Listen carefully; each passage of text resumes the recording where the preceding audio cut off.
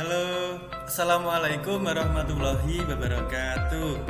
Selamat pagi anak-anak. Jumpa lagi dengan Pak Adib pada pembelajaran daring di kelas 5. Nah, anak-anakku, hari ini kita akan memasuki pembelajaran yang ketiga, subtema 3, tema 1. Kalian bisa buka buku kalian di halaman 142. Hari ini kita akan belajar tentang kehidupan ekonomi dan sosial negara maritim Indonesia, negara kita. Oke, mari kita pelajari bersama-sama. Ketika perjalanan ke Pulau Madura dan pulang dari Pulau Madura, Lani dengan ayahnya berbincang-bincang. Lani sangat kagum dengan potensi alam yang ada di wilayah Madura, mulai dari bahan tambang, hasil hutan, sampai dengan hasil pertanian dan hasil lainnya.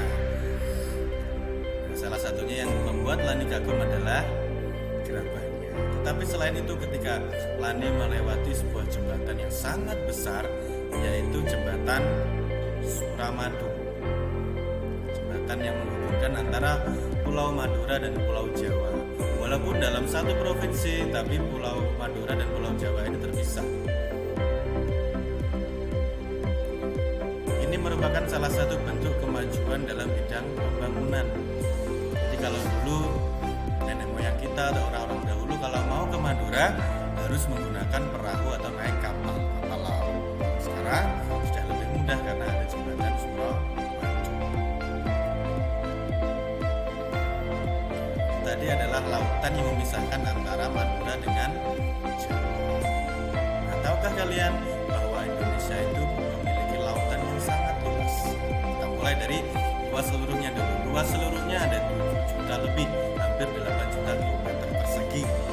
Kemudian luas wilayah daratannya 2,01 juta kilometer persegi dari 17.499 pulau itu yang terdaftar. Mungkin masih ada yang tidak terdaftar, bahkan lebih banyak lagi. Nah, ini luas lautan seluruhnya.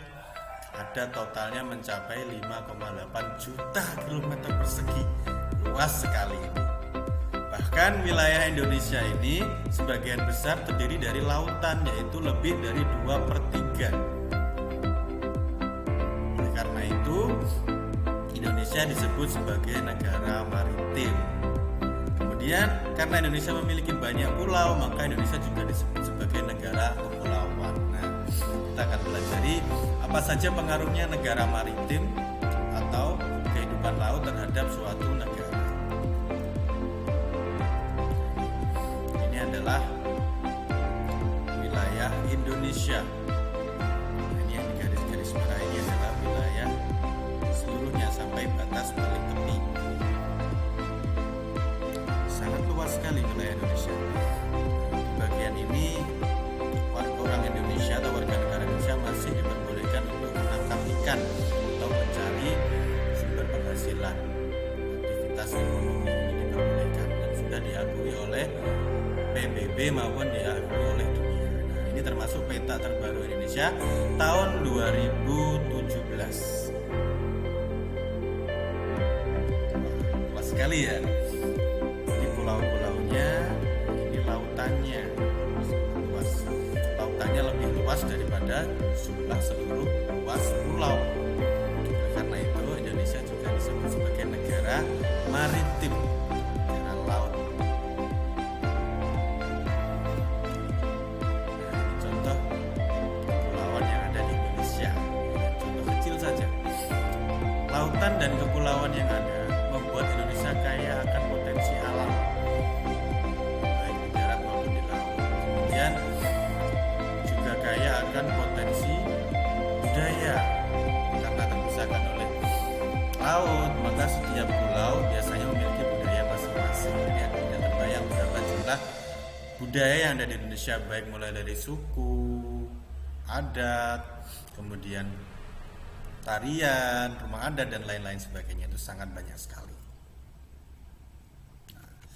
Banyaknya potensi sumber daya alam membuat masyarakat Indonesia memiliki banyak ragam usaha dan atau pekerjaan. Nah, kita lihat pekerjaan apa saja yang bisa dilakukan atau usaha apa saja yang bisa dilakukan oleh masyarakat yang masuk kepada negara maritim atau memiliki lautan yang sangat luas. Ini terutama bagi masyarakat yang ada di daerah pesisir, di daerah tepi pantai, tepi laut. Tentunya pekerjaannya juga berkaitan dengan laut. Kita lihat apa saja jenis-jenis pekerjaannya. Nah, ini contohnya berapa potensi dan jenis-jenis pekerjaan atau usaha. Terumbu karang yang indah, wisata bawah laut, ini wisata pantai. Kita lihat orang sedang memanen rumput laut, garam, ikan. Nah, ini ada pertambangan lepas pantai, minyak bumi. Kemudian ada orang pemandu wisata yang sedang menjelaskan kepada para wisatawan.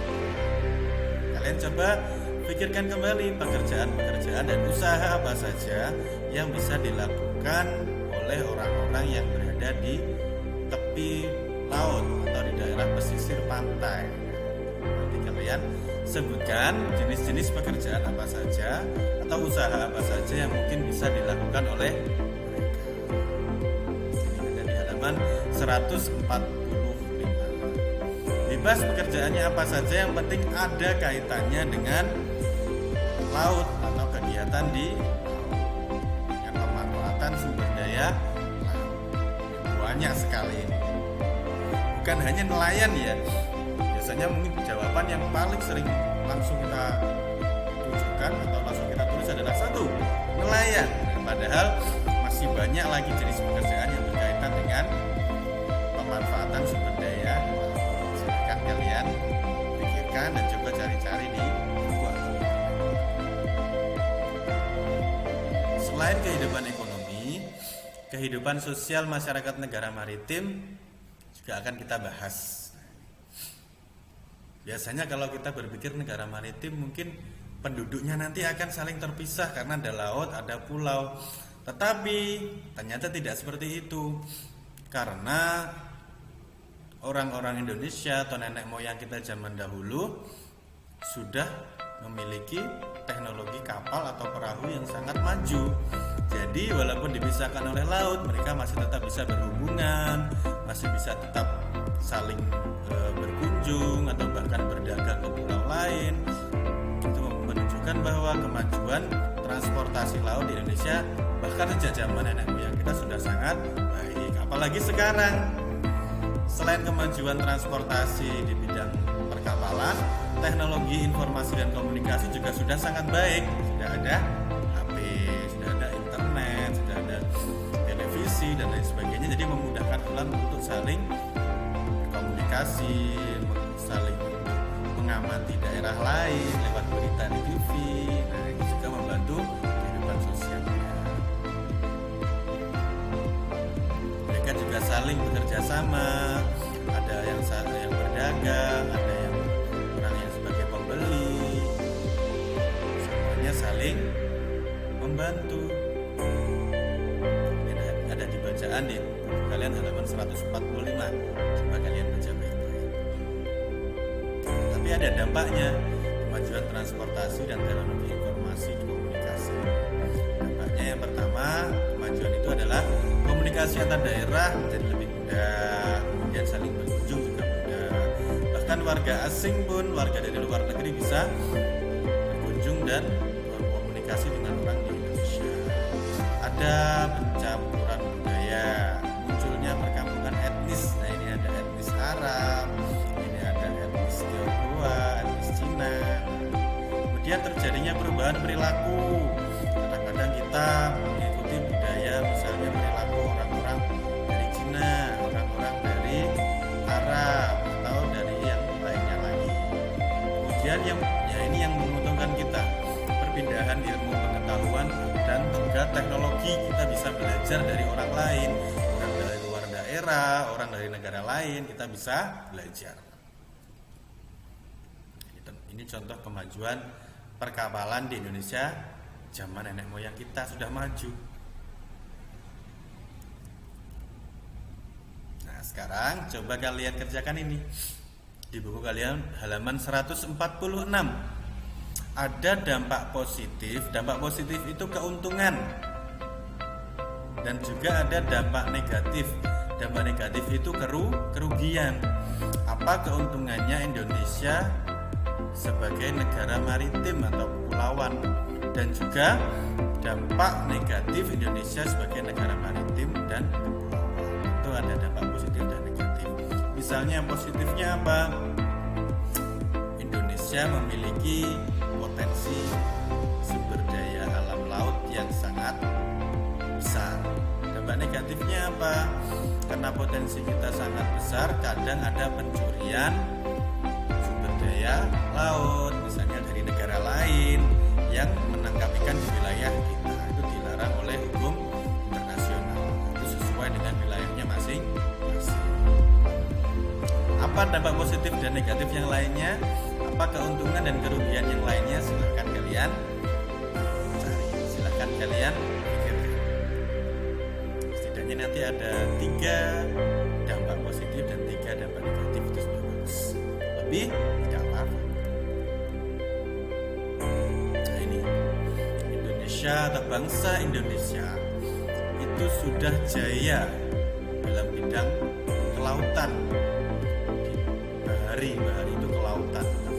Kita akan coba lihat kejayaan bahari masa lalu bangsa Indonesia. Bahkan sebelum Indonesia dijajah, Indonesia itu sudah sangat maju perkapalannya atau transportasi lautnya. Kemudian sudah sangat maju teknik penangkapan ikannya. Nenek moyang kita sudah bisa pergi jauh kemana-mana. Terbukti ini mulai dari kerajaan Sriwijaya. Kerajaan Sriwijaya ini termasuk kerajaan Nusantara pertama menguasai wilayah barat Indonesia yang sekarang dikuasai oleh kerajaan Sriwijaya. Ini lautannya juga dikuasai. Berarti apa? Berarti pada waktu itu teknologi transportasi laut kerajaan Sriwijaya sudah sangat maju. Ini ada kapal Cadi Borobudur namanya. Ini ada di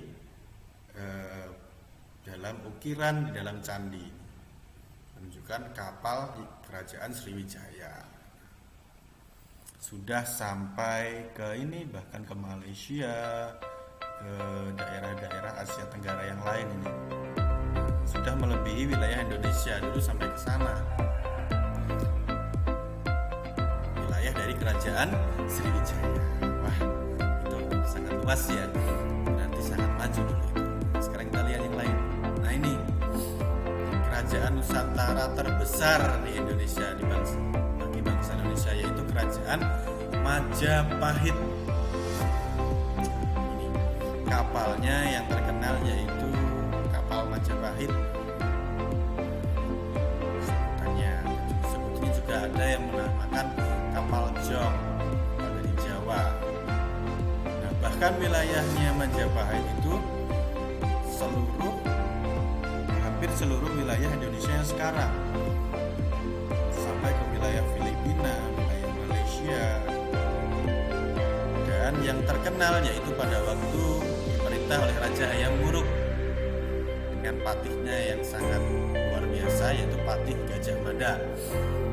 Pada waktu itu beliau bersumpah, patih Gajah Mada bersumpah, yaitu sumpah Amputi Palapa. Dia tidak akan bersenang-senang sebelum menyatukan wilayah Nusantara, wilayah kepulauan yang ada di sekitar Indonesia ini, semuanya mau ditaklukkan dan mau disatukan menjadi kerajaan Majapahit. Wah, luar biasa ya. Bahkan ini wilayahnya 2 kali lebih luas daripada wilayah kerajaan Sriwijaya tadi. Kerajaan Majapahit termasuk kerajaan Nusantara terluas dan terbesar bagi bangsa Indonesia. Tadi adalah contoh dari kejayaan Indonesia di bangsa Indonesia di masa lalu. Keragaman budaya atau keragaman misalnya perbedaan pulau satu dengan pulau yang lainnya tidaklah menjadi pemecah dan perenggan, namun justru menjadi pemersatu. Jangan sampai hanya karena beda kita jadi tidak berteman. Perbedaan itu wajar, yang penting kita harus saling membantu, dan justru itu nanti kita Karena beda, kita bisa saling melengkapi. Misalnya di bidang pekerjaan tadi, ada yang sebagai nelayan, ada yang sebagai guru, ada yang sebagai dokter, ada yang sebagai polisi. Semuanya saling melengkapi. Karena kita itu makhluk sosial, tidak bisa hidup sendiri. Pasti kita selalu membutuhkan bantuan dari orang lain.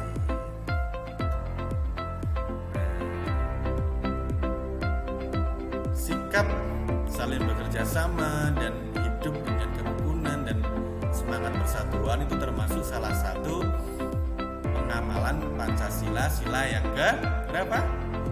Betul, sila yang ketiga, yaitu persatuan Indonesia. Tanpa sila persatuan Indonesia dan tanpa semboyan Bhinneka Tunggal Ika, mungkin saja bangsa Indonesia ini bisa hancur dan tercerai-berai. Tapi karena ada Pancasila dan Bhinneka Tunggal Ika, kita bisa masih tetap bersatu sampai sekarang dan sampai akhir sebagai satu bangsa Indonesia. Nah, selain itu, perbedaan ini karena kita saling bekerja sama dan saling membantu, itu juga termasuk pengamalan sila yang kedua, saling membantu, sila yang kedua tolong menolong. Kemudian bersikap adil terhadap sesama, sila yang sila-sila dalam Pancasila itu bukan suatu sila yang terpisah, melainkan satu kesatuan. Kalau terpisah-pisah nanti berbahaya, jadi tidak menghiraukan sila yang lain. Maksudnya bersatu bagaimana? Misalnya dalam satu kegiatan ya, pemilihan ketua kelas, mencerminkan sila yang berapa? Keadilan sosial bagi seluruh rakyat Indonesia. Kenapa kok adil? Pemungutan suaranya secara adil, siapapun warga atau anggota di kelas tersebut boleh memberikan suaranya, itu termasuk adil. Misalnya kalau kita kupas baik-baik ya dari awal ya, kita rinci. Misalnya awalnya bermusyawarah sebelum kegiatan, nah termasuk sila yang keempat. Berdoa sebelum memulai pemilihan, sila yang ke-1.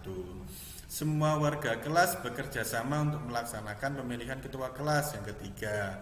Pemungutan suara dilakukan secara adil, sila yang keberapa? Yang ke-5. Kemudian saling membantu, misalnya ada yang masih bingung atau ada teman yang sedang kurang enak badan didahulukan. Nah, itu termasuk saling membantu, pengamalan sila yang ke-2. Jadi di dalam satu kegiatan itu biasanya mencerminkan atau mengamalkan banyak dari sila-sila Pancasila. Hanya saja mungkin ada satu sila yang paling utama atau yang paling menonjol. Ini ada tugas di halaman 153, silahkan kalian buka dan kalian kerjakan. Misalnya perayaan hari besar keagamaan, ini yang utama sila yang keberapa? Nah, sila yang pertama, yaitu ketuhanan yang Maha Esa. Apakah tidak ada sila yang lain yang terkait? Pasti ada. Misalnya ada orang beragama lain, orang beragama Kristen, misalnya ketika perayaan Idul Adha, Idul Fitri, mereka ikut menjaga jalannya sholat Idul Fitri. Berarti itu ada kegiatan kemanusiaan, saling membantu, termasuk pengamalan sila yang kedua. Kemudian ada kegiatan bermusyawarah sebelum pelaksanaan hari raya atau sholat Idul Fitri, Idul Adha, itu pengamalan sila yang keempat. Jadi satu kegiatan bisa mencerminkan banyak sila. Coba kalian uraikan baik-baik. Anak-anakku, Indonesia sudah 75 tahun merdeka. Mari kita jaga persatuan dan kesatuan negara Indonesia serta bangga dengan buatan Indonesia. Kalau ada orang yang menciptakan lapangan pekerjaan, sedang menciptakan usaha, itu bagus karena mencoba membuat produk atau usaha asli dari warga dan bangsa Indonesia. Harus bangga dengan Indonesia. Itu saja dari Pak Adi hari ini. Selamat belajar di rumah. Jika kesulitan, mintalah bantuan orang kesulitan. Terakhir, jangan lupa like dan subscribe channel video YouTube Pak Adib supaya kalian tidak ketinggalan informasi penting tentang pembelajaran daring di kelas 5. Pak Adip akhiri, wassalamualaikum warahmatullahi wabarakatuh. Selamat belajar di rumah.